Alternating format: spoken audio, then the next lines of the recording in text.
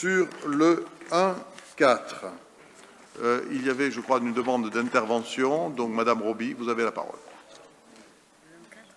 Oui, Monsieur le maire, Monsieur Briand, chers collègues. Dans 7 ans, en 2030, nous devrons avoir divisé notre rythme d'artificialisation des sols par 2.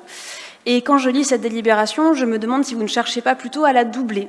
Je rappelle le principe de la ZAN pour les personnes qui nous écoutent et qui vont se rendre compte du non-sens de cette délibération. Cette démarche vise à limiter l'extension urbaine et conserver les fonctions biologiques, hydrologiques, climatiques et agronomiques des sols du territoire. Alors ici, plus de 21 000 mètres carrés de terre vont être utilisés pour, et attention, nous touchons quand même le comble du cynisme, des entrepôts et des bureaux destinés à faire du transport routier et de l'import-export. Alors c'est vrai que pour vous, le transport routier et l'export représentent l'avenir tant vous êtes dopés à la route et à l'économie mondialisée. La relocalisation de l'industrie et de l'activité, l'alternative à la voiture et au transport routier pour limiter la pollution et les émissions de gaz à effet de serre doit relever, j'imagine pour vous, de l'idéologie et du dogmatisme écologique, vu que vous validez un tel projet en vous revendiquant écolo. Mais j'exagère. Vous êtes un écolo convaincu et pragmatique puisque vous avez pensé à préserver 2 petites bandelettes de 7 mètres et de 4 mètres pour permettre aux piétons et aux cycles de passer. Vraiment, merci pour ces cyclistes et ces piétons qui vont pouvoir se balader en admirant le paysage, profiter du bon air. Pour une balade en bord de Garonne, ils vont être ravis. Plus sérieusement, Monsieur le maire, Monsieur Briand, quand allez-vous arrêter de bétonner à outrance? Jonction Est, Palais Ficate, Borde Blanche. Votre stratégie de consommation des terres est irraisonnée pour des projets qui sont questionnables à l'heure où nous devons repenser nos manières de consommer et de nous déplacer. Vous allez utiliser 20 000 m² de terrain pour faire circuler des camions et importer des denrées d'autres pays. Ce site pourrait être préservé pour d'autres activités plus vertueuses écologiquement et socialement, puisque les 2 entreprises sélectionnées ne brillent pas non plus par leur forte employabilité. 21 312 m² vendus 2 237 760 millions d'euros, terrain nu constructible, ce qui nous fait environ, 105 € le mètre carré. La justification dans l'avis des domaines pour expliquer ce prix reste tout de même très floue et surtout notre question, pourquoi vendre? Un bail amphithéotique permettrait de garder la maîtrise de notre foncier et serait bien plus rentable pour notre ville. N'avez-vous donc rien appris après la TECOR, après Franck Hazal? Vous nous dites, dès que nous demandons des moyens pour les écoles, pour la rénovation thermique et des bâtiments, pour la tarification sociale, qu'il n'y a pas d'argent. Vous nous demandez de trouver de l'argent, eh bien commencez par arrêter de le jeter par les fenêtres. N'avez-vous rien appris depuis l'annulation du PLUIH? Arrêtez de sacrifier le peu de terre naturelle qu'il nous reste pour des projets qui ont un intérêt social et écologique très bas. Ressaisissez-vous enfin et menez une politique urbanistique digne du XXIe siècle et des enjeux de transition de notre temps. Je vous remercie. Madame Morin. Oui, Monsieur le Président, chers collègues, bien entendu, je partage le constat et les propositions de ma collègue et j'aimerais rajouter en termes de propositions qu'il existe de nombreuses fiches industrielles que vous êtes censés avoir recensées et c'est pourquoi nous ne comprenons pas que vous cédiez du terrain pour permettre l'artificialisation. Encore une fois, il est vraiment urgent et impératif que vous changiez de paradigme et que vous vous engagiez résolument dans une démarche de sobriété, tant sur le plan de la consommation des Enaf que sur votre politique d'attractivité. Merci. Monsieur Briand. Alors, peut-être rappeler au préalable, ça aura peut-être échappé à nos collègues, que nous ne sommes pas sur un ENAF au sens de la loi climat-résilience. Nous sommes sur un terrain qui est classé en zone constructible et qui est situé dans une zone industrielle à forte vocation artisanale et logistique.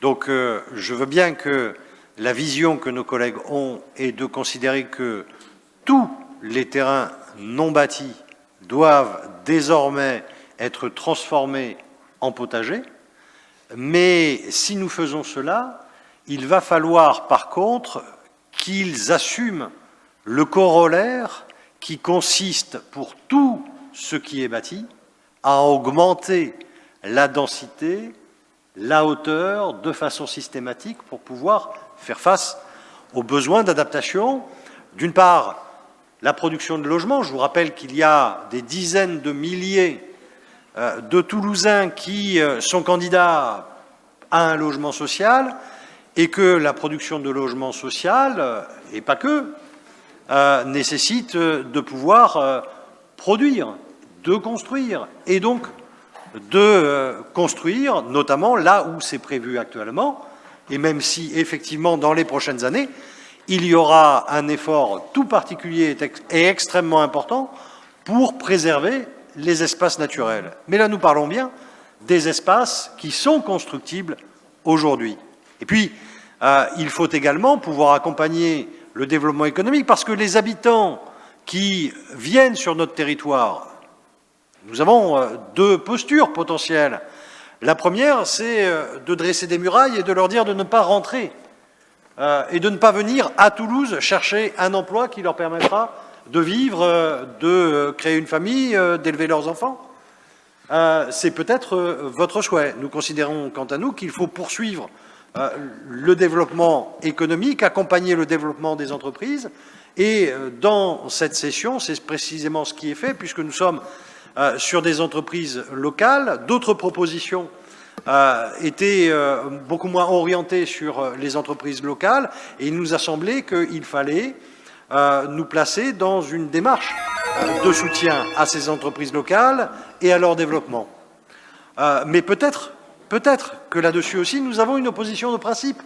Peut-être que pour vous, il ne faut non seulement plus construire de logements, malgré la demande de nos concitoyens, peut-être que pour vous, il ne faut pas non plus soutenir le développement et la création d'emplois sur notre territoire. En tout cas, si nous entendons ce que dit Madame Roby, il s'agit bien de stopper la construction, y compris sur les terrains constructibles aujourd'hui, et qui, je vous le rappelle, sont, et c'est le cas de Marie-Laurencin, un terrain constructible en application du PLU voté par la majorité de M. Cohen. Et donc nous ne faisons aujourd'hui que mettre en application le règlement d'urbanisme adopté par vos collègues de l'opposition à l'époque lorsqu'ils étaient en responsabilité. Enfin, dernière remarque, nous avons aujourd'hui, et je crois que c'est important, une délibération qui contribue, puisque Mme Roby a dit, d'ailleurs de manière contradictoire, puisqu'elle nous dit vous vendez à vil prix, mais il ne faut pas vendre, il faut faire un bail emphytéotique. Le bail emphytéotique rapporte beaucoup moins. Et précisément, l'intérêt de cette vente, c'est qu'elle contribue, puisque nous l'avons toujours dit, toutes les cessions immobilières contribuent au financement du programme d'investissement de la ville. Et c'est ce qui se fait par ces cessions. C'est grâce notamment à ces cessions que nous pouvons avoir une programmation des investissements, particulièrement, puisque vous l'avez évoqué dans le domaine scolaire, ambitieuse et à un niveau qui n'a jamais été constaté par le passé. Madame Morin. Oui, je trouve très intéressant les explications de M. Briand. Alors effectivement, vous avez tout à fait raison de dire que les espaces non construits sur cette parcelle ne sont pas des ENAF. On est bien d'accord là-dessus. Par contre, il n'en demeure pas moins que ce sont des espaces verts. Ce sont des espaces verts que vous voulez artificialiser. Et justement, c'est un des reproches qu'on peut vous faire, à vous qui vous dites écologiste, hein, mais on ne sait pas quelle définition vous donnez au terme, c'est que ces espaces verts qui sont en ville, qui ne sont pas considérés comme des ENAF, qui sont le jardin d'une petite maison toulousaine avec 1000 ou 2000 ou 3000 mètres carrés autour, tous ces espaces que vous comptez urbaniser pour justement compenser les restrictions que vous avez à cause des ENAF. Je rappelle aussi que vous avez été retoqué par le tribunal administratif parce que vous ne saviez pas compter et que vous manquiez de sincérité. Donc, qu'est-ce que vous avez trouvé comme moyen aujourd'hui pour continuer à consommer et à bétonner au bénéfice de vos amis promoteurs? C'est justement d'utiliser tous ces espaces verts en ville. Et en même temps, vous nous expliquez que vous allez continuer à lutter contre les îlots de chaleur. Alors moi, il faut que vous m'expliquiez comment vous luttez contre les îlots de chaleur en bétonnant à tout va la moindre parcelle d'espace vert dans les jardins des Toulousains, et comment est-ce que vous arrivez à réaliser cet exploit. J'avoue que je ne trouve pas la réponse et je vous remercie. Oui, Monsieur Briand, je ne peux pas vous laisser me faire tenir des propos que je n'ai pas tenus. Peut-être que vous les avez mal entendus, hein, comme ça a été le cas pour Madame Bleuse. Je vais relire cette partie de mon intervention. Je n'ai pas dit qu'il fallait mettre des potagers, je n'ai pas dit qu'il fallait forcément ne rien construire. J'ai dit « ce site pourrait être préservé pour d'autres activités plus vertueuses, écologiquement et socialement ». D'accord ? Donc ça, c'est le premier point. Le deuxième point, vous ne pouvez pas me répondre en justification la nécessité de logement quand il s'agit d'une parcelle sur laquelle vous allez mettre des entrepôts, des bureaux et du transport routier. Cela n'a strictement rien à voir. Et enfin, le troisième point que j'aimerais aborder, c'est la question de la lutte contre la pollution, puisque vous décidez donc d'attribuer cette parcelle à 2 entreprises qui fait de l'import-export et donc du transport routier. Alors certes, sur un site près de la Rocade, mais donc un transport routier qui va se développer, s'accentuer et générer plus de pollution. Et donc on note quand même une sorte de contradiction entre votre volonté, avec une ZFE qui reste quand même très injuste socialement, de lutter contre la pollution et d'installer des activités polluantes à côté, dans notre ville, à Toulouse. Ah, et non, excusez-moi, j'ai encore quelque chose à ajouter, excusez-moi. Sur la question du bail amphithéotique, je pense que nous avons un désaccord sur la gestion du foncier, puisque visiblement, vous avez une vision très court-termiste de la gestion de notre foncier, puisqu'un bail amphithéotique est certes moins a moins de valeur sur le court terme, mais en a une plus grande sur le long terme. Donc peut-être que vous, votre objectif, c'est juste de penser jusqu'à 2026, mais nous, notre objectif, c'est de penser pour le futur pérenne des Toulousaines et des Toulousains. Monsieur Briand. Alors, vous avez noté que dans l'esprit de Madame Morin, une petite maison toulousaine, c'est avec 2 000 à 3 000 mètres carrés. Je pense que nous ne fréquentons pas les mêmes classes sociales. Madame Morin, ce n'est pas un espace vert, c'est une friche industrielle. C'est un terrain non aménagé qui est situé, qui plus est, sous une ligne à très haute tension. Je le dis au passage, et c'est notamment ce qui contribue à faire que la capacité de densification est limitée, parce qu'il n'y a pas de possibilité de construction en hauteur sur ce site. Donc c'est un site extrêmement contraint.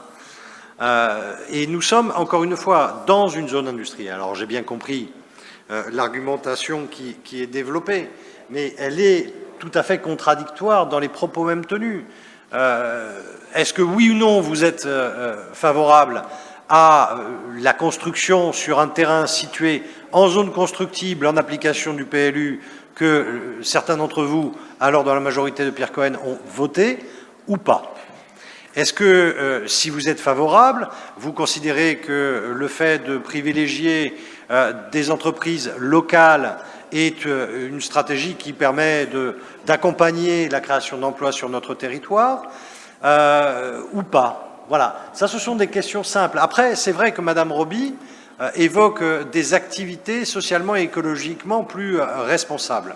C'est vrai que le fait d'avoir des activités de logistique, des activités d'import-export, c'est-à-dire le fait de nous inscrire, en tout cas pour ces entreprises, dans le commerce international n'est pas nécessairement économe en CO2. Sur ce terrain-là, vous le savez, la ville de Toulouse a engagé des actions extrêmement concrètes.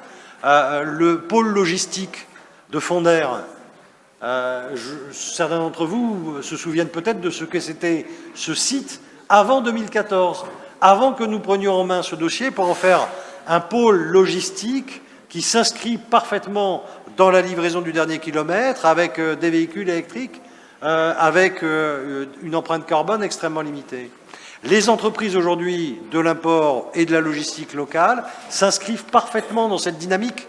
Et demain, pour tout ce qui est des livraisons du dernier kilomètre, ce seront des véhicules électriques et l'évolution est déjà largement engagée.